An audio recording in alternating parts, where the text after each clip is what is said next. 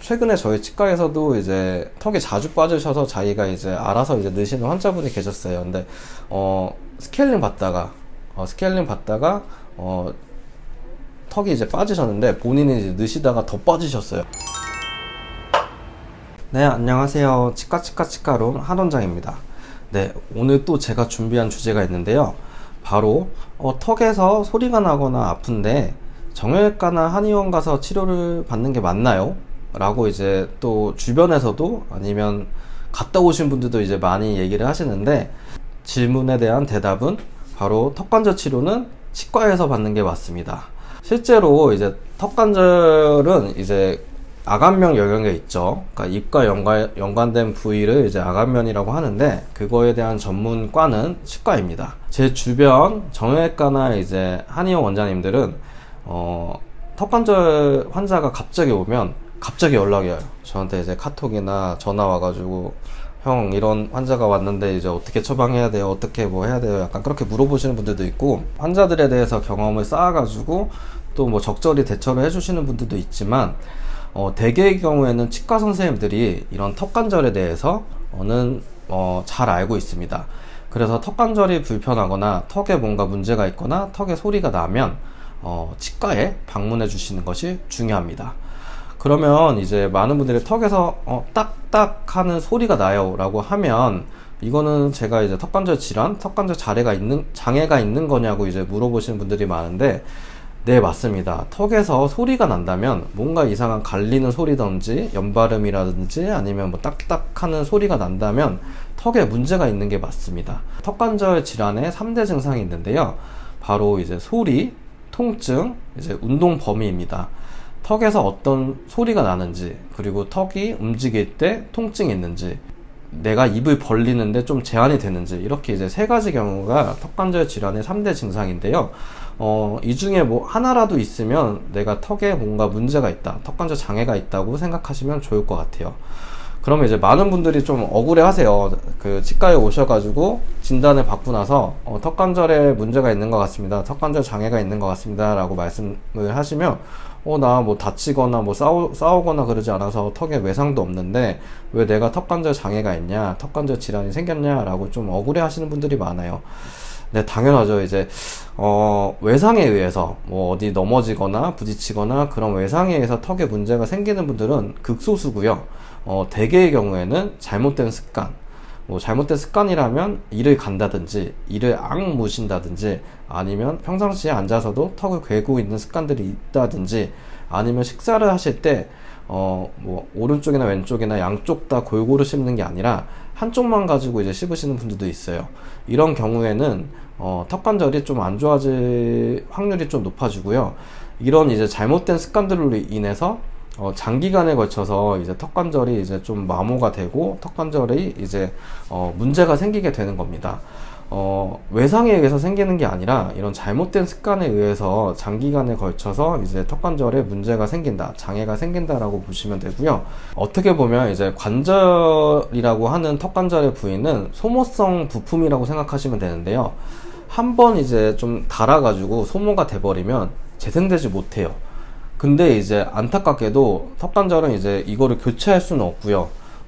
이거를 가지고 내가 평생을 써야 되는데, 사람마다 그리고 습관마다 가지고 있는 관절의 이제 좀 강도나 자기가 이제 평상시에 잘못된 습관의 정도에 따라서 이 소모성 부품이 되게 빨리 닳아 없어지는 분들도 있는 반면에, 또 장기간 잘 유지하고 계시는 분들도 있어요. 그래서 턱관절은 가능하면 내가 문제가 안 생기도록 예방을 하시는 게 중요하고, 턱관절에 문제가 생겼다면 빨리 치과에 방문하셔서 그에 맞는 치료를 받으시는 게 중요합니다.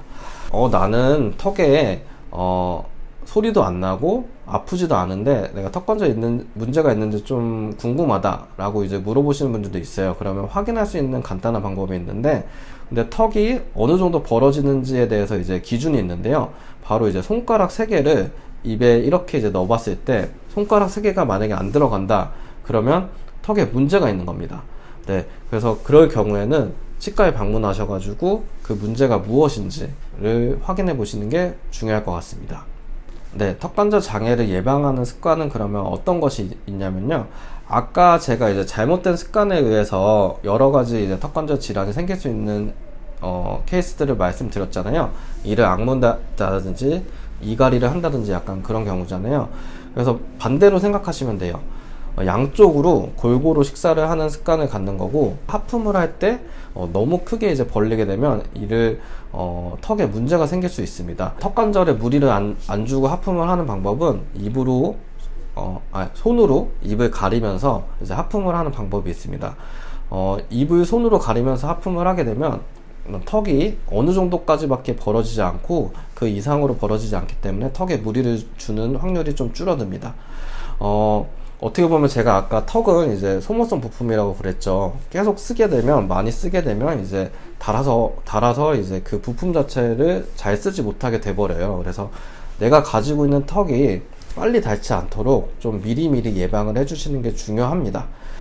마지막으로 이제 많은 분들이 나 턱관절 장애가 있는 것 같아요. 근데 시중에 보면 마우스피스, 턱관절 이제 뭐 장치, 마우스피스라고 그래가지고 시중에 사는 제품들이 있는데, 그거를 사가지고 제가 써도 될까요? 라고 치과에 오셔서 이제 물어보시는 분들이 있어요. 아무래도 치과에 여러 번 방문하시기는 힘든데, 그냥 그거 사가지고 써보니까 좀 괜찮은 것 같고, 좀 부드러워가지고 좀 쓰기도 편하다 라고 이제 말씀을 하셔가지고 치과에 오셔서도 이런 거 쓰고 있는데 괜찮은가요? 라고 물어보시는 분들도 있고, 아니면 주변 지인들도 그렇게 물어보는데요.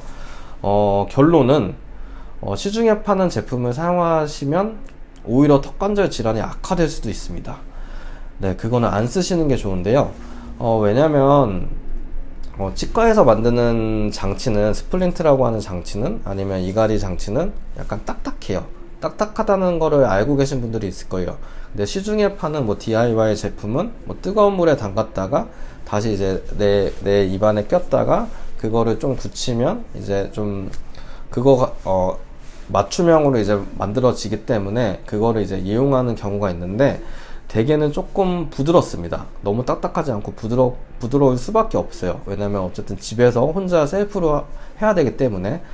근데 생각을 해보세요. 만약에 내가 딱딱한 음식을 먹을 때 한번 잘못 씹었을 때 만약에 치아가 통증이 있으면 치아가 알아서 이제 뇌에서 그거 딱딱한 거 씹으면 안 돼 그러면서 이제 방지하는 신호를 보내요. 그러면 내가 이제 딱딱한 거를 더 안 씹고 그거를 빼내거나 아니면 뭔가 제거를 하던가, 약간 그런 딱딱한 거를 안 씹게 되는 이제 되뇌 명령을 통해 가지고 좀 안 씹게 되는데, 부드러운 것들은 어때요? 그냥 뭔가 물컹물컹 하니까 더 씹게 되죠. 오히려 이제 이갈이 장치나 턱관절 장치는 어떻게 보면 턱을 덜 쓰고 이를 뭐 간다든지 하는 행위를 덜하게 만들어야 되는데, 물렁물렁한 제품들은, 부드러운 제품들은 오히려 더 이제 움직임을 크게 만들 수밖에 없어요.